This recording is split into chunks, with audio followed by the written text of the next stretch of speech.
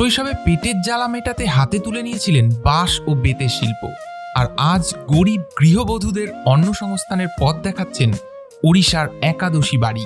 এই বাঁশ শিল্পীর জন্ম কটক জেলার তালাভাস্তা গ্রামের নুন আনতে পান্তা ফোড়ানো এক পরিবারে। বাবার আয়ে চলত না সংসার। পেটে ভাত না থাকলে কি বইতে মন বসে? ক্লাস 7-এই ছেড়ে দিতে হয় স্কুল। ভর্তি হন একটি আর্ট অ্যান্ড ক্রাফট স্কুলে।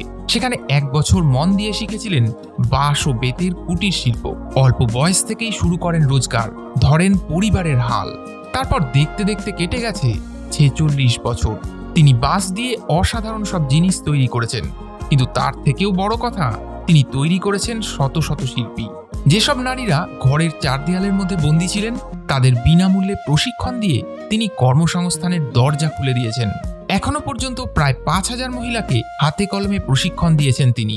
আজ সেই নারীরাই শিল্পী। তাদের হাতের তৈরি বাঁশের পণ্য রাজ্যের সীমানা পেরিয়ে আরও দূরে পৌঁছে যাচ্ছে।